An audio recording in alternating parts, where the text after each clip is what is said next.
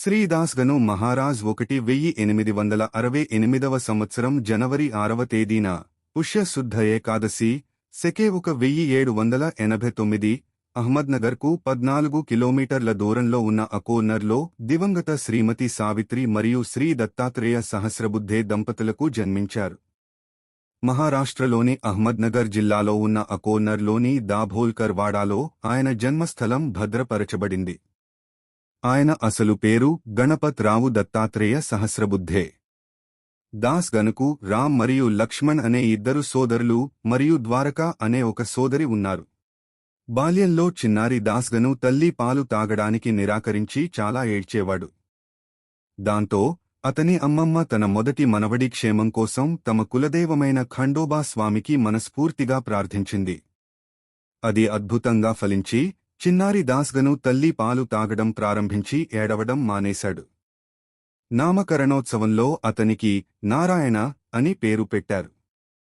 కాని దాస్గను తాతగారైన ఏక్నాథ్ పంత్కు నారాయణ అనే పేరు నచ్చలేదు.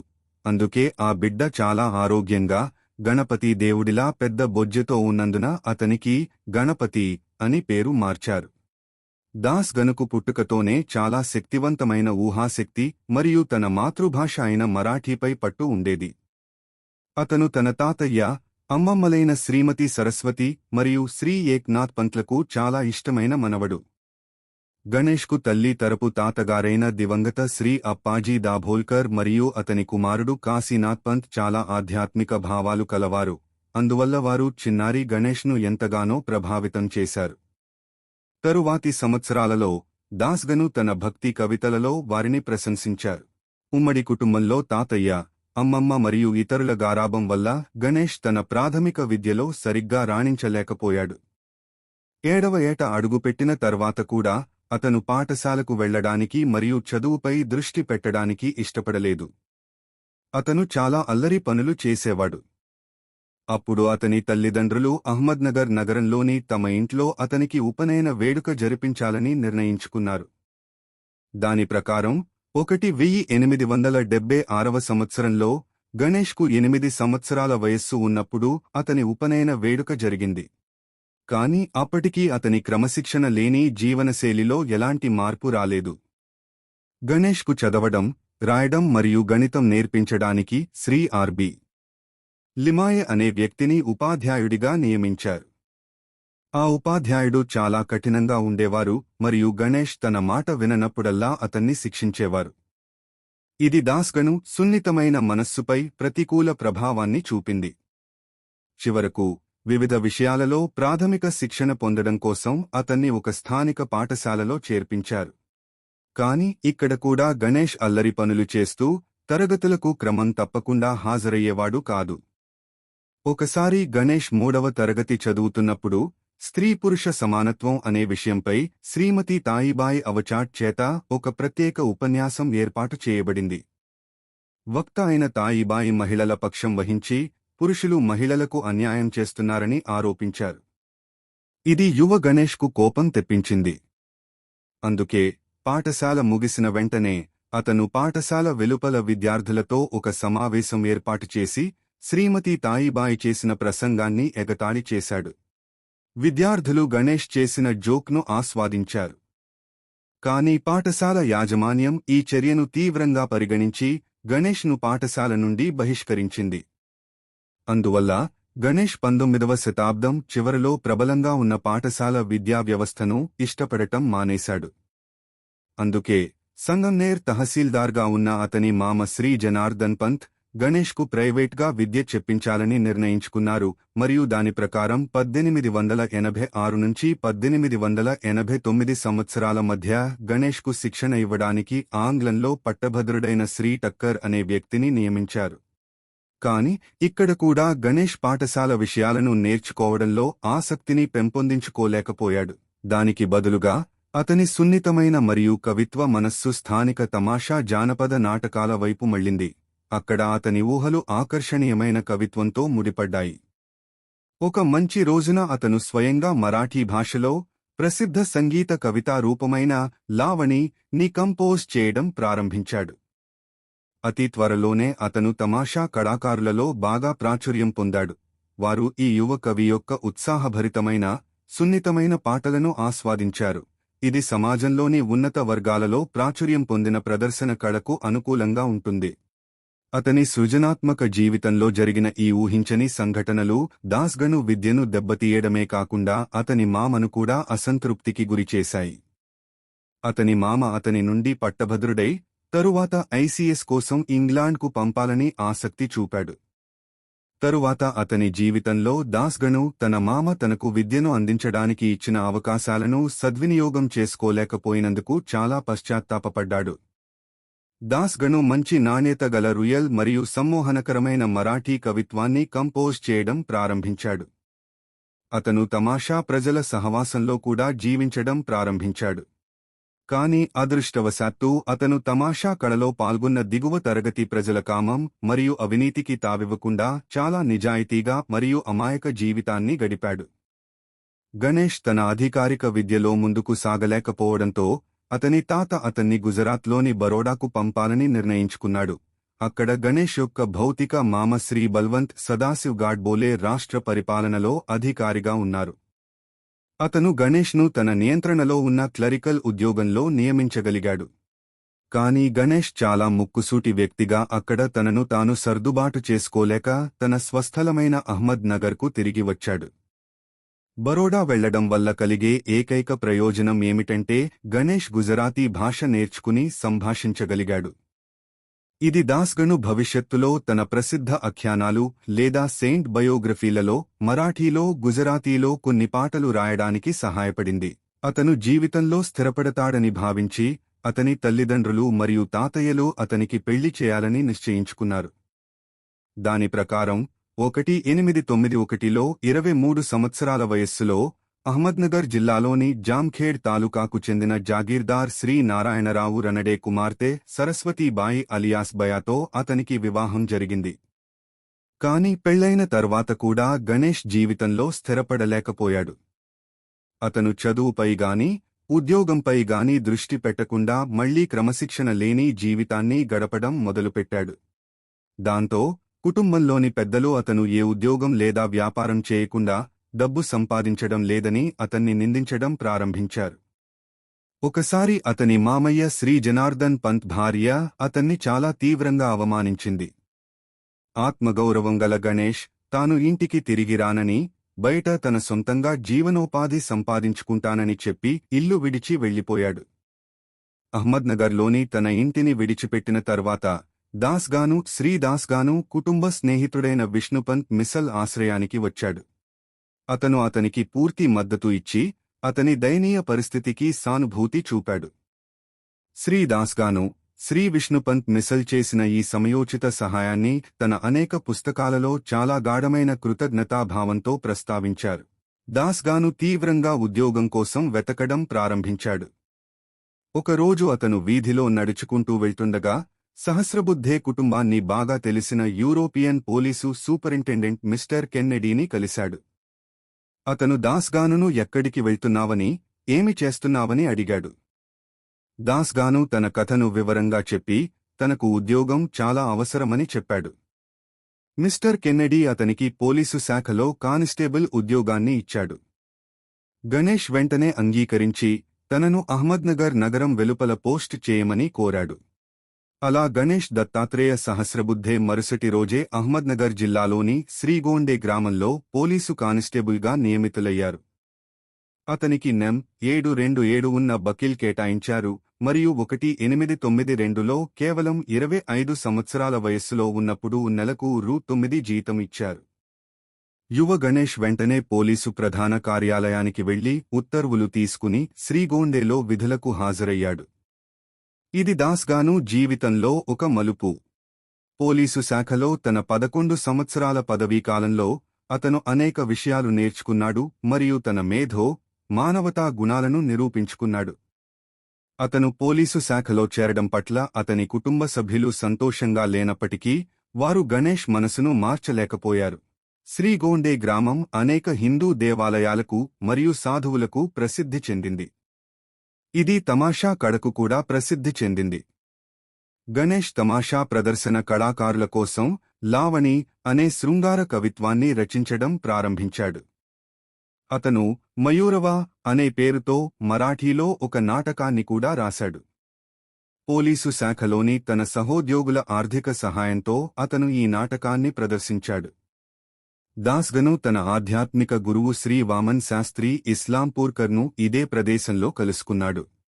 దాస్గను తన పోలీసు విధిని నిర్వర్తించడంలో మరియు తమాషా కంపెనీ కోసం పాటలు కంపోజ్ చేయడంలో నిమగ్నమయ్యాడు. ఈ కాలంలో శ్రీ దాస్గను యొక్క మరాఠీ కవిత్వం అతని యవ్వనపు బలమైన ఊహాశక్తితో మరియు భావ వ్యక్తీకరణపై పట్టుతో నిండి ఉండేది. తన కవిత్వం కారణంగా దాస్గనుకు స్నేహితులు మరియు శత్రువులు సమాన సంఖ్యలో ఏర్పడ్డారు. కాని దాస్గను నిర్భయుడు మరియు ఎవరినీ లెక్కచేసేవాడు కాదు. శ్రీ దత్తోపంత్ ఖైర్ మరియు శ్రీ మాధవరావు అడ్కర్ వంటి అతని సమకాలీనులు శ్రీగోండేను విడిచి వెళ్లిన తర్వాత కూడా దాస్గనును ఎప్పుడూ ప్రశంసించేవారు. అతని మరో ముస్లిం స్నేహితుడు శ్రీ కాయత్ ఖాన్ సర్దార్ ఖాన్ దాస్గను గురించి మంచిగా మాట్లాడుతూ, శ్రీ దాస్గను నిజాయితీ మరియు నైతిక క్రమశిక్షణతో కూడిన జీవితాన్ని గడపడమే కాకుండా తన చుట్టూ ఉన్న ఇతరులను కూడా అలాంటి జీవితాన్ని గడపడానికి ప్రభావితం చేశాడని చెప్పేవాడు. ఈ విధంగా పోలీసు కానిస్టేబుల్ యొక్క నాసిరకం ఉద్యోగం మరియు తమాషా కోసం లావణీలు కంపోజ్ చేసే నీచమైన అలవాటు దేవునిపై అతనికున్న బలమైన విశ్వాసాన్ని ప్రభావితం చేయలేదు. దాస్గను సహోద్యోగులు మరియు స్నేహితులందరూ అతని స్వచ్ఛమైన వ్యక్తిత్వం మరియు దయగల హృదయం కోసం అతన్ని ప్రశంసించేవారు. తమాషా కళాకారులు దాస్గనును తమకు అన్నం పెట్టేవాడిగా మరియు అన్ని విధాలుగా నిజమైన గురువుగా భావించారు. ఈ కాలానికి చెందిన దాస్గను స్నేహితులు శ్రీరామ గోంధాలి మరియు శ్రీ తులసీరాం దల్వీ ఈ విషయాన్ని శ్రీ అనంత్ దామోదర్ అథవాలేకు వివరించారు. శ్రీ భాంగే గారి ఇంట్లో ఉన్న పాత సంస్కృత పుస్తకాల గురించి సమాచారం సేకరించడానికి శ్రీగుండేకు వచ్చిన పండితుడు శ్రీ వామన శాస్త్రి ఇస్లాంపూర్కర్ గారికి సహాయం చేసే బాధ్యతను శ్రీ దాస్గానుకు అప్పగించారు. ఈ బాధ్యత పట్ల శ్రీ దాస్గాను అస్సలు సీరియస్గా లేడు. శ్రీ వామన శాస్త్రి నిర్ణీత రోజున శ్రీగుండేకు రాలేకపోయారు. అందువల్ల దాస్గాను తన బోర్డింగ్లో భోజనం చేస్తున్నప్పుడు వామనశాస్త్రి రాక గురించి పరిహాసమాడాడు. మరుసటి రోజు వామనశాస్త్రి వచ్చి దాస్గాను భోజనం చేస్తున్నప్పుడు అతనితో కలిశారు. దాస్గాను ఆ పండితుడిని చూశాడు, కాని అతను ఎవరో తెలియదు. సాయంత్రం ఆ పండితుడిని, అధికారిని కలిసినప్పుడు దాస్గాను ఆశ్చర్యపోయి బోర్డింగ్లో ఉన్నప్పుడు ఆ పండితుడిపై చేసిన అవమానకరమైన వ్యాఖ్యలకు పశ్చాత్తాపపడ్డాడు. ఆ రోజు నుండి దాస్గాను శ్రీ భాంగే గారి ఇంట్లో దొరికిన పాత సంస్కృత సాహిత్యం కోసం శ్రీ వామన శాస్త్రి చేస్తున్న పరిశోధనలో ఆయనకు సహాయం చేయడం ప్రారంభించాడు. దాస్గాను నిజాయితీకి, మర్యాదకు వామన శాస్త్రి సంతోషించాడు. అదే సమయంలో ఆ పండితుడి క్రమశిక్షణతో కూడిన పనితీరుకు శ్రీ దాస్గాను కూడా ముగ్ధుడయ్యాడు. ప్రతిరోజూ తన పరిశోధన పని పూర్తి చేసిన తర్వాత వామనశాస్త్రి నిద్రపోవడానికి ముందు శ్రీమద్ భాగవత పురాణం, పవిత్ర గ్రంథాన్ని చదివేవాడు. ఒకసారి పండితుడు పుస్తకం చదువుతున్నప్పుడు అతని చెంపలమీద కన్నీళ్లు కారడం దాస్గాను చూశాడు. ఆ క్షణంలోనే వామనశాస్త్రిని తన ఆధ్యాత్మిక గురువుగా స్వీకరించమని కోరాలని దాస్గాను నిర్ణయించుకున్నాడు. వామనశాస్త్రి శ్రీగుండేలో తన పని పూర్తి చేసుకుని వెళ్లేటప్పుడు దాస్గానును పిలిచి అతని సేవకు మెచ్చుకోలుగా కొన్ని బహుమతులు ఇచ్చాడు. కాని దాస్గాను ఆ వస్తురూప బహుమతులను వినయంగా తిరస్కరించి తనను శిష్యుడిగా స్వీకరించి ఉపదేశం ఇవ్వమని ఆ పండితుడిని కోరాడు. మొదట వామనశాస్త్రి దాస్గానును తన శిష్యుడిగా స్వీకరించడానికి నిరాకరించాడు. కాని దాస్గాను పట్టుబట్టి తనను శిష్యుడిగా స్వీకరించమని వినయంగా వేడుకోవడంతో వామనశాస్త్రి అతన్ని తన శిష్యుడిగా స్వీకరించి అతని ఆధ్యాత్మిక గురువు అయ్యాడు. వామన్ శాస్త్రి పవిత్రమైన మారేడు చెట్టు ఆకుపై దాస్గానుకు గురుమంత్రాన్ని లేదా దైవిక ఆదేశాన్ని ఇచ్చి రామదాసి సంప్రదాయ నియమాలను కఠినంగా పాటించమని మరియు ప్రతి సంవత్సరం మహారాష్ట్రలోని సోలాపూర్ జిల్లాలో ఉన్న పండర్పూర్లోని విఠోబా లేదా విఠలుని పవిత్ర నివాసాన్ని సందర్శించమని కోరారు. ఇది పోలీసు కానిస్టేబుల్ గణేష్ జీవితంలో ఒక మలుపు. కొన్ని సంవత్సరాల తరువాత వామన్ శాస్త్రి తన మరణానంతరం దాస్గాను షిర్డీకి చెందిన శ్రీ సాయిబాబాను తన గురువుగా స్వీకరించాలని ఆదేశించారు. అతను కాశీ పుణ్యక్షేత్రంలో మరణించే ముందు తన సంస్కృత పాండిత్య జ్ఞానాన్ని మరియు తన భౌతిక సంపద మొత్తాన్ని ఒక వీలునామా ద్వారా దాస్గానుకు బదిలీ చేశాడు. వామన్ శాస్త్రికి చట్టపరమైన వారసులు ఎవరూ లేరు మరియు శ్రీ దాస్గాను మాత్రమే ఆయనకు అత్యంత ప్రియమైన ఏకైక శిష్యుడు. అతను దాస్గానును పోలీసు కానిస్టేబుల్ ఉద్యోగాన్ని వదిలివేయమని సూచించాడు. శ్రీ దాస్గాను ఈ సూచన గురించి ఆలోచించడం ప్రారంభించాడు. కాని వెంటనే ఉద్యోగాన్ని వదిలివేయలేకపోయాడు. దాస్గాను తన గురువు యొక్క గొప్ప ప్రేమతో ఉప్పొంగిపోయి తన గురువు యొక్క భౌతిక ఆస్తిపై తనకున్న చట్టపరమైన హక్కును వదులుకుని ఆమె కోరిక మేరకు దానిని తన గురువు భార్యకు అప్పగించాడు. అతను తన గురువు భార్య అనుమతి తీసుకుని తన గురువు ప్రతిరోజూ పూజించే పాండురంగ విగ్రహాన్ని మాత్రమే తీసుకున్నాడు. ఈ విధంగా దాస్గాను గొప్ప నిస్వార్థ క్రమశిక్షణను ప్రదర్శించాడు. అప్పటినుండి అందరూ అతన్ని దాస్గాను అని పిలవడం ప్రారంభించారు. శ్రీగోండా నుండి దాస్గను జాంఖేడ్కు బదిలీ అయ్యారు. ఇక్కడ కూడా ఆయన ఒక సంఘటనాత్మక జీవితాన్ని గడిపారు. తన అధికారి సెలవు నిరాకరించినప్పటికీ ఆయన క్రమం తప్పకుండా పండర్పూర్ను సందర్శించేవారు. రోజులు గడిచే కొద్దీ పండర్పూర్లోని విఠల భగవానుడిపై ఆయనకు ఉన్న విశ్వాసం మరింత బలపడింది. తన గురువు శ్రీ వామన్ శాస్త్రి మరియు పండర్పూర్ విఠలుడి ప్రభావం వల్ల దాస్గను జీవనశైలి మరియు ఆలోచనా విధానంలో నాటకీయ మార్పు వచ్చింది. వామన్ శాస్త్రి సెకే 1818 లేదా క్రీసె 1896లో జ్యేష్ఠ బహుళ ఏకాదశి శుభదినాన సమాధి పొందారు. తన గురువు వామన్ శాస్త్రి మరణించిన కొద్ది కాలానికే దాస్గను మొదటిసారిగా 1896 సంవత్సరంలో షిర్డీకి వచ్చారు. ఆయన నానా సాహెబ్ చాందోర్కర్ యొక్క ఆర్డర్లీగా అంటే ఆయనకు సహాయకుడిగా ఉండే కానిస్టేబుల్గా వచ్చారు. చాందోర్కర్ షిర్డీకి వచ్చినప్పుడల్లా గణపత్ రావు ఆయన వెంట కానిస్టేబుల్గా వచ్చేవారు. ఇది సాయిపై విశ్వాసంతోనో ప్రేమతోనో కాదు, కేవలం యజమాని బలవంతం చేయడం వల్లనే. చాలా కాలం పాటు దాస్గను బాబాను అర్థం చేసుకోలేకపోయారు. చివరి వరకు ఆయన బాబాను నిజంగా దేవుడిగా లేదా తన గురుదేవుడిగా గుర్తించలేకపోయారు. అయినప్పటికీ ఆయనపై మరియు ఆయన శక్తులపై గొప్ప గౌరవం కలిగి ఉన్నారు మరియు బాబాను రామావతారం అని వర్ణిస్తూ కేవలం పైపైకి భక్తిని ప్రదర్శిస్తూ కవితా నైపుణ్యంతో ఆయన గురించి రాశారు లేదా పాడారు.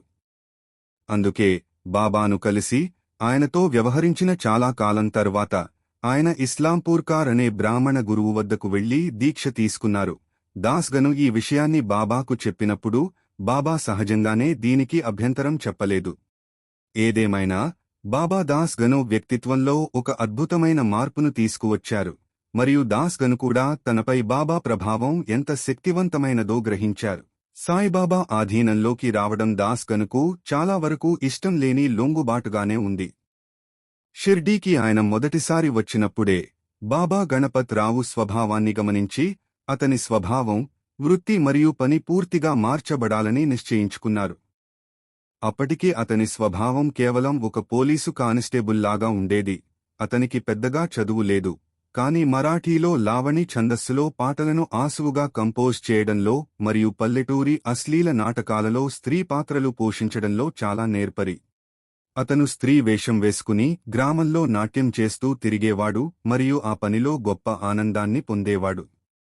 తన వృత్తిలో ఉన్నత స్థానానికి ఎదగడమే అతని గొప్ప ఆశయం.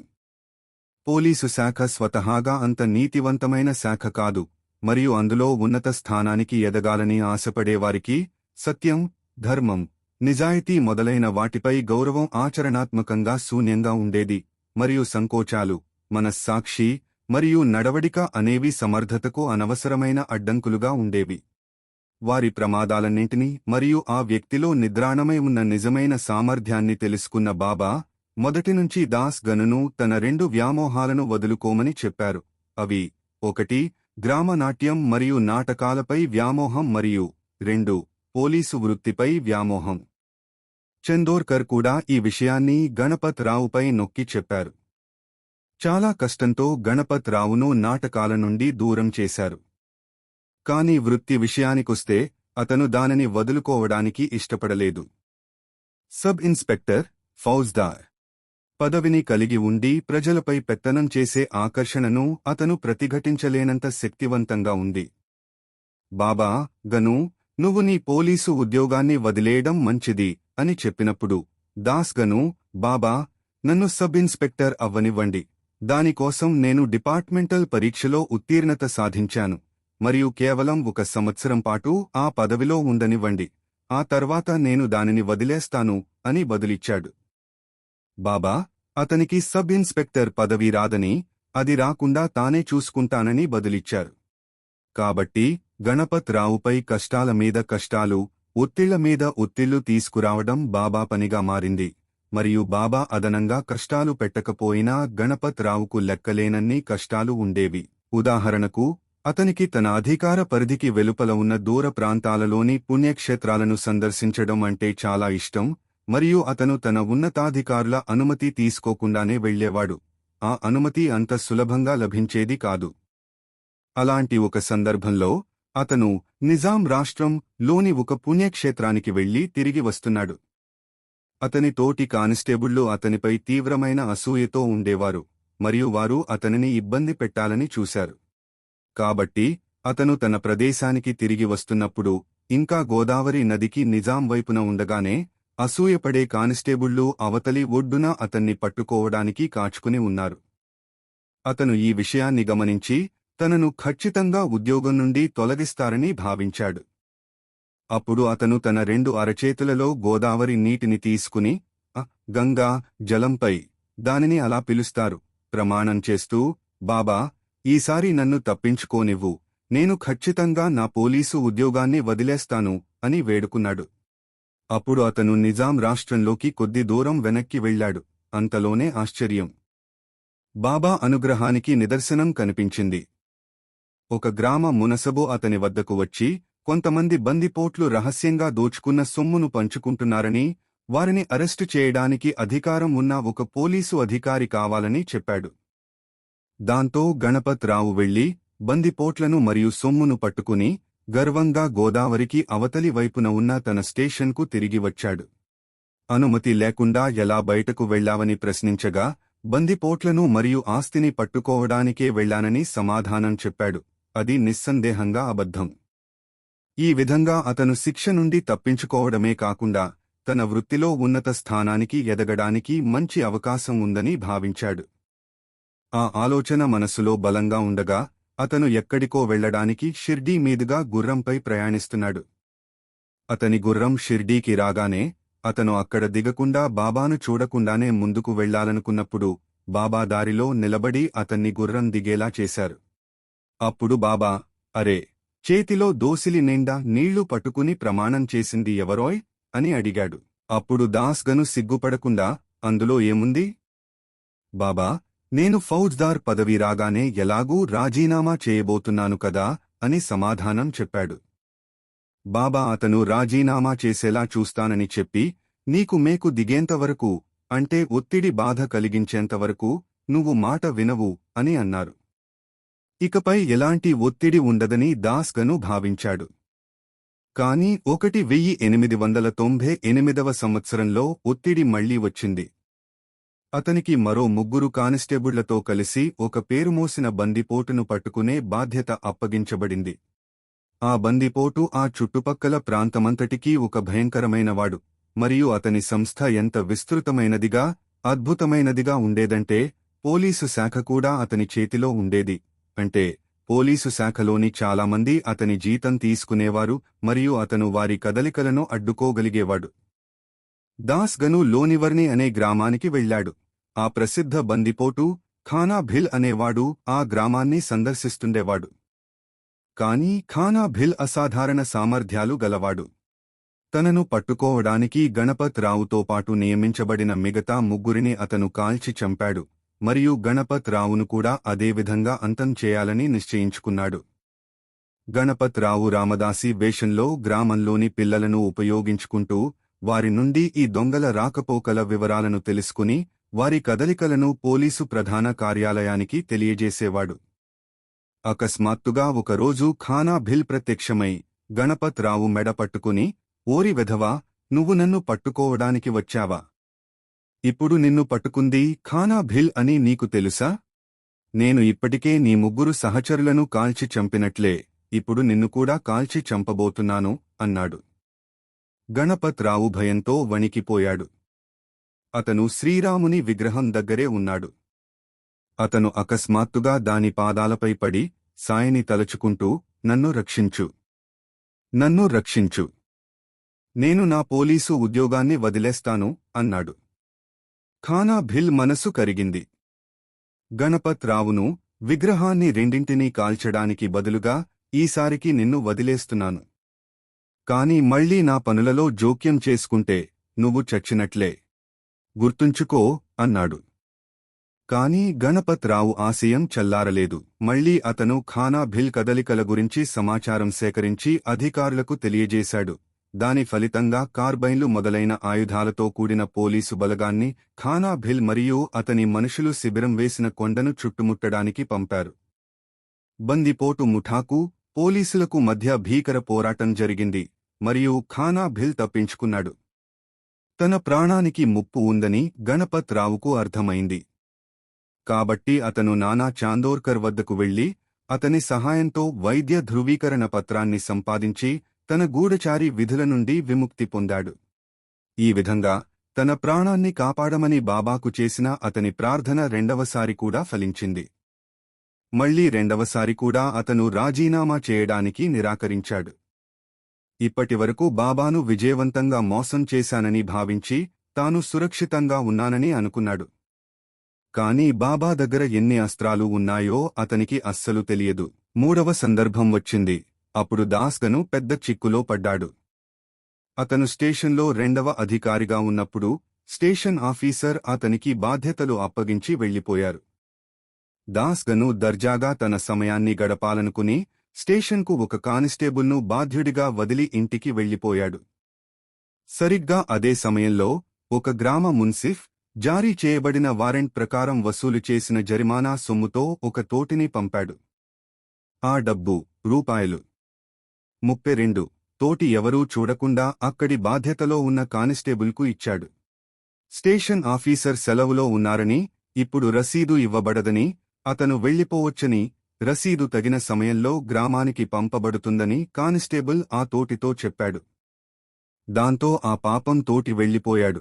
కానిస్టేబుల్ ఆ డబ్బును కాజేశాడు. గణపత్ రావుకు ఈ విషయం ఏమీ తెలియదు. అయితే రూపాయలు 32 వసూలు కాలేదని గుర్తించిన అధికారులు జరిమానా వసూలు కోసం రెండవ వారెంట్ పంపారు. ఆ వ్యక్తి గ్రామ మున్సిఫ్ ఇచ్చిన రసీదును చూపించాడు. గ్రామ మున్సిఫ్ను అడిగినప్పుడు అతను ఆ డబ్బును గణపత్ రావు స్టేషన్కు పంపానని చెప్పాడు. దాంతో విచారణ అధికారి స్టేషన్కు వచ్చి స్టేషన్ ఆఫీసర్ను అడిగాడు. ఆ డబ్బు వచ్చిన నిర్దిష్ట సమయం మరియు తేదీన తాను సెలవులో ఉన్నానని స్టేషన్ ఆఫీసర్ చెప్పాడు. అయితే అప్పుడు బాధ్యతలో ఎవరు ఉన్నారు? గణపత్ రావు బాధ్యతలో ఉన్నాడు. ఆ రూపాయలు 32 జరిమానా మొత్తాన్ని కాజేసింది గణపత్ రావే అని విచారణ అధికారి ఒక నిర్ధారణకు వచ్చాడు. గణపత్ రావును వివరణ అడిగారు. తనకు ఏమీ తెలియదని అతను చెప్పాడు. కాని ఆ రోజు డబ్బు పంపబడిందని, తోటి సాక్ష్యం చెప్పినట్లుగా స్టేషన్లో చెల్లించబడిందనే వాస్తవాన్ని తప్పించుకోవడం సాధ్యం కాలేదు. అప్పుడు గణపత్ రావుకు సబ్ ఇన్స్పెక్టర్ ఉద్యోగం రావడం అటుంచి జైలుకు వెళ్లే ప్రమాదం ఉందని గ్రహించి ఈసారి తాను ఖచ్చితంగా ఉద్యోగం మానేస్తానని బాబాపై గంభీరంగా ప్రమాణం చేశాడు. అతను ఇంకా ముందుకు వెళ్లి విచారణ అధికారికి తన రాజీనామా చేయాలనే సుముఖతను కూడా తెలియజేశాడు. దానిపై ఆ అధికారి అతనితో రూపాయలు 32 కట్టించి అతని రాజీనామాను కూడా తీసుకుని అతన్ని ఉద్యోగం నుండి తొలగించాడు. ఈ విధంగా బాబా గణపత్ రావును ఆ ఉద్యోగాన్ని మాన్పించడంలో విజయం సాధించారు. ఆ ఉద్యోగం భవిష్యత్తులో ఆయన పొందబోయే ఉన్నత ఆధ్యాత్మిక వ్యక్తిత్వానికి అడ్డుగా ఉండేది. బాబా అతన్ని గాను అని పిలిచేవారు. గణపత్ రావు వచ్చి, నేను ఇప్పుడు నా ఉద్యోగం మానేశాను, మాకు ఆస్తిపాస్తులుగాని ఆదాయంగాని లేనందున నేను నా భార్య వీధుల్లో నిలబడాల్సి వస్తుంది అని చెప్పినప్పుడు బాబా, గాను నేను నీకు నీ కుటుంబానికి పోషణ కల్పిస్తాను అని అన్నారు. ఆ తర్వాత బాబా అతన్ని తన బ్రాహ్మణ ధర్మాలు, పురాణ పఠనం మరియు కీర్తనలను కొనసాగించమని కోరారు. వాటిలో అతను చాలా నిపుణుడు. ఉద్యోగం కోల్పోయిన రోజు నుండి, అంటే 1904 నుండి తన చివరి శ్వాస వరకు గణపత్ రావుకు ఆహారం లేదా వస్త్రాల విషయంలో ఎప్పుడూ కొరత కలగలేదు మరియు అతనికి తగినంత జీవనోపాధిని అందించే కొన్ని భూములకు యజమాని కూడా అయ్యాడు. మరియు 1919లో అతని భార్య సంతానం లేకుండా మరణించింది. అతనికి ఎటువంటి బాధ్యతలు లేకుండా పోయాయి. బాబా అతన్ని తన కీర్తనలపై దృష్టి పెట్టమని చెప్పారు. దాస్ గాను కీర్తనలలో ప్రత్యేకంగా నిపుణుడు. అతనికి ఒక మంచి గంభీరమైన స్వరం ఉండేది మరియు అతను కీర్తనలను ప్రదర్శించడంలో చాలా సమర్థుడు. అతను 6 లేదా 8 గంటల పాటు 2000 మంది ప్రేక్షకులను మంత్రముగ్ధులను చేసి ఏకాగ్రతతో వినేలా చేసేవాడు. అతను ఒక్క పైసా కూడా అడగకుండా ఎటువంటి వసూళ్లు చేయనందున అతని కీర్తనలు ప్రాచుర్యం పొందాయి. తన కీర్తనలన్నింటిలోనూ అతను బాబా చిత్రాన్ని తన పక్కన ఉంచుకునేవాడు. అతని కథ తుకారాం లేదా నామదేవ్ లేదా జ్ఞానదేవ్ గురించి అయినప్పటికీ అతను ఎల్లప్పుడూ సాయిబాబాను జీవించి ఉన్న సత్పురుషుడిగా, అంటే ప్రస్తుత గొప్ప సాధువుగా ప్రస్తావించేవాడు. ఆయన దర్శనం ప్రజలకు గొప్ప ఆశీర్వాదమని, ఆ దర్శనమే సందర్శకుడిని పవిత్రం చేసి మేలు చేస్తుందని చెప్పేవాడు. అతని కీర్తనలు ముగియగానే ప్రజలు పెద్ద సంఖ్యలో షిర్డీకి వెళ్లి సాయిబాబాను చూడటం ప్రారంభించారు. ఈ సంఖ్యలో ఉన్నత, గొప్ప హోదాల్లో ఉన్న అధికారులు, అలాగే పేదవారు కూడా ఉన్నారు. ఈ విధంగా అతను 10,000 మంది ప్రజలను బాబా వద్దకు పంపడానికి ఒక సాధనంగా నిలిచాడు. అతన్ని హరిభక్త పరాయణ కీర్తనకారుడు అని పిలవడం సముచితం మరియు సరైనది. బాబా అతని స్వభావాన్ని తీర్చిదిద్ది, శుద్ధి చేశారు. షిర్డీకి వెళ్లినప్పుడల్లా అక్కడి ఒక ఆలయంలో విష్ణు సహస్రనామం పఠించేలా చేసి అతని సమయాన్ని సద్వినియోగం చేసేలా చేశారు. ఈ విధంగా దాస్ గను మహారాజ్ అత్యంత పవిత్రతను పొందారు మరియు బాబాకు అత్యంత భక్తుడిగా మారారు. ఆయన పవిత్రత మరియు ఆధ్యాత్మిక వికాసం అనేక విధాలుగా వ్యక్తమయ్యాయి మరియు ఆధ్యాత్మిక రంగంలో బాబా ఆయనపై చూపిన అనుగ్రహం ఎంత విశాలమైనది మరియు విభిన్నమైనది అంటే వాటిని వర్ణించడం అసాధ్యం. బాబా ఆయనపై ఉన్న 2 గొప్ప ఆటంకపరిచే శాపాలను, అంటే నృత్య పిచ్చి మరియు ఫౌజ్దార్ పిచ్చిని తొలగించడమే కాకుండా ఆయనపై ప్రత్యేక అనుగ్రహం చూపారు. ఇతరులు సాధారణంగా అర్థం చేసుకోలేని విషయాలను అర్థం చేసుకునే ప్రత్యేక సామర్థ్యాన్ని బాబా ఆయనకు ప్రసాదించారు. బాబా ప్రత్యేక సందర్భాలలో ఆయనకు ప్రత్యేక సూచనలు ఇచ్చారు. దాస్ గనుపై బాబా తన కృపను కురిపించిన 2 సందర్భాలు క్రింద ఇవ్వబడ్డాయి. దాస్ గను మహారాజ్ ఒక ప్రసిద్ధ మరాఠీ మత గ్రంథమైన అమృతానుభవంపై మరాఠీ వ్యాఖ్యానం రాయాలని కోరుకున్నారు, కాని అది అసాధ్యమని భావించబడింది.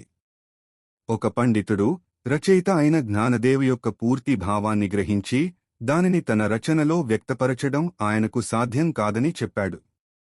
దాస్ గను బాబా వద్దకు వెళ్లి ప్రార్థించి వెంటనే ఆయన ఆశీర్వాదం పొందారు. ఆ తర్వాత ఆయన అమృతానుభవంలోని చిక్కులు, పైకి కనిపించే వైరుధ్యాలు మరియు అర్ధరహితంగా తోచే సూక్తులకు తన వివరణలు రాయడం ప్రారంభించారు. ఆయన రచయిత హృదయాన్ని కనుగొని అనేక ఉదాహరణల ద్వారా దానిని వెలికితీశారు. ఆయన ఆ ఉదాహరణలను ఎక్కువగా షిర్డీలో బాబా చెప్పిన మాటల నుండి గ్రహించారు. అలా ఆయన అమృతానుభవాన్ని అత్యంత నిశిత విమర్శకులను కూడా సంతృప్తిపరిచే విధంగా అందించడంలో విజయం సాధించారు. మరియు మొదట ఇది అసాధ్యమని భావించిన పండితుడు కూడా దాస్ గను రచన విజయవంతమైందని సంతృప్తి చెందాడు. తరువాత దాస్ గను ఒక సంస్కృత ఉపనిషత్తును, అంటే ఈశావాస్య ఉపనిషత్తును కూడా మరాఠీలోకి అనువదించాలని ఆతృతగా ఉన్నారు. ఈ ప్రసిద్ధ ఉపనిషత్తులో కేవలం 18 శ్లోకాలు మాత్రమే ఉన్నాయి. ఇది గొప్ప ఆలోచనలతో నిండి ఉంది మరియు మహాత్మా గాంధీ దీనిని ప్రత్యేకంగా ముఖ్యమైనదిగా భావించారు. మహాత్మా గాంధీ, హిందూ ఆధ్యాత్మిక సాహిత్యం మొత్తం నశించిపోయి కేవలం ఈ ఈశావాస్య ఉపనిషత్తు మాత్రమే మిగిలినా దీని ఒక్కదానితోనే మొత్తం హిందూ ధర్మాన్ని పునర్నిర్మించవచ్చని అన్నారు. ఈ ఉపనిషత్తుకు ఇంతటి ఉన్నత ప్రశంసలు లభించినప్పటికీ దానిలోని వాక్యాలు మరియు పదబంధాలను వేరు చేయడానికి కూడా ఇది చాలా కష్టమైన మరియు క్లిష్టమైన ఉపనిషత్తు, ఇక దానిని వ్యాఖ్యానించడం గురించి చెప్పనవసరం లేదు. వేర్వేరు రచయితలు విభిన్న మార్గాలను అనుసరించారు. మొదటి శ్లోకాన్ని తీసుకున్నా కూడా దాని విరామచిహ్నాలు మారుతూ ఉంటాయి. తన ఆశయానికి మార్గంలో ఇన్ని ఇబ్బందులు ఉన్నందున దాస్గను మహారాజ్ బాబా వద్దకు వెళ్లారు. బాబా, ఇందులో ఏముంది కష్టం? నువ్వు ఎప్పటిలాగే విలే పార్లేలోని కాకా దీక్షిత్ బంగ్లాకు వెళ్ళు. అక్కడ ఆ కూలీ అమ్మాయి మల్కర్ని నీకు అర్థం చెబుతుంది అని అన్నారు.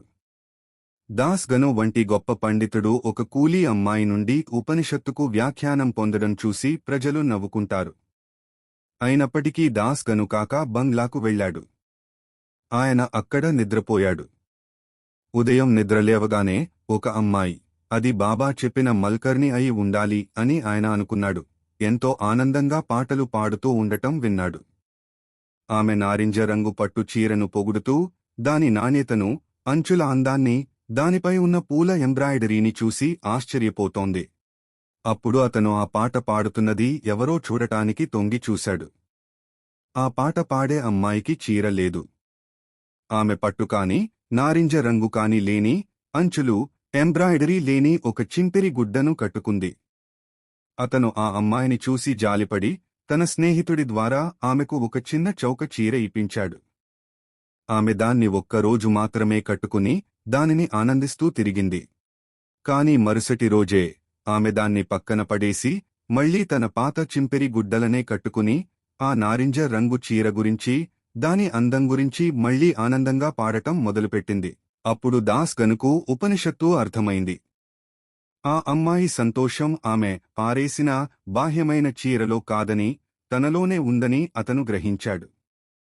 ఈశావాస్య ఉపనిషత్తు కూడా అదే చెబుతుంది. ఈ ప్రపంచమంతా ఈశ్వరుని మాయతో కప్పబడి ఉంది. కాబట్టి బాహ్య వస్తువులను కలిగి ఉండటం ద్వారా కాకుండా వాటిని త్యజించడం ద్వారా తేన త్యక్తేన ఆనందాన్ని అనుభవించండి అని మొదటి శ్లోకం చెబుతుంది. తేన త్యక్తేన అంటే దేవుడు ఇచ్చిదానితో సంతృప్తి చెందడం అని అర్థం కావచ్చు. ఆ అమ్మాయి సంతృప్తిగా ఉంది కాబట్టి సంతోషంగా ఉంది. ఈ విధంగా బాబా ఒక కూలీ అమ్మాయి ద్వారా గనుకు ఈశావాస్య ఉపనిషత్తును బోధించారు.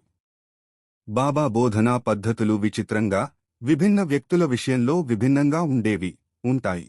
దాస్గనుకు అనేక ఇతర విధాలుగా సహాయం లభించింది. కాని ఇక్కడ గమనించవలసిన విషయమేమిటంటే, అతను ధైర్యంగా మరియు ప్రశాంతంగా తన ఆధ్యాత్మిక ప్రయాణాన్ని ప్రారంభించడానికి వీలుగా అతని లౌకిక సంక్షేమాన్ని, యోగక్షేమాన్ని తానే చూసుకుంటానని బాబా అతనికి హామీ ఇచ్చారు. మరియు బాబా తన మాట నిలబెట్టుకున్నారు. బాబా ఎల్లప్పుడూ తన మాట నిలబెట్టుకుంటారు. ఈ విధంగా బాబా ఎటువంటి ఉద్యోగం, ఆస్తి లేని ఒక వ్యక్తి యొక్క లౌకిక సంక్షేమాన్ని పూర్తిగా చూసుకున్నారు.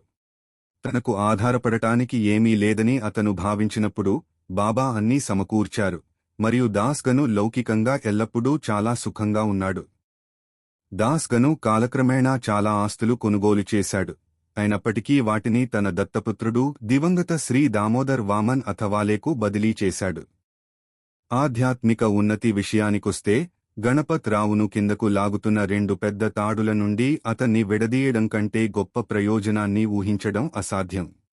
ఆ తాడులు ఏమిటంటే, గణపత్ రావు నటిస్తున్న అసభ్యకరమైన గ్రామ నాటకాలు మరియు అతని ఆత్మను నాశనం చేసే పోలీసు ఉద్యోగం, తక్కువ సమయంలో సబిన్స్పెక్టర్ పదవికి ఎదగాలనే ఎహర్గేజ్ వల్ల దానిలోని దుర్మార్గం మరింత తీవ్రమయ్యేది. బాబా ప్రార్థనలకు స్పందించి అతన్ని మాటిమాటికి ఉద్యోగం నుండి తొలగించబడకుండా మరియు శిక్షల నుండి ఎలా కాపాడారో, ఆ విషయం బాబా సర్వశక్తిమంతుడని, సర్వాంతర్యామి అని, తన ప్రార్థనలను చూస్తూ ఆలకిస్తున్నారని మరియు ఎల్లప్పుడూ తనను చూసుకుంటున్నారని గణపత్ రావు మనస్సులో నాటుకుపోవడానికి సరిపోతుంది. గణపత్ రావు వెళ్లిన ప్రతిచోటా బాబా అతన్ని గమనిస్తూ అతని శ్రేయస్సు కోసం అత్యవసరంగా అవసరమైన సరైన చర్యను తీసుకున్నారు.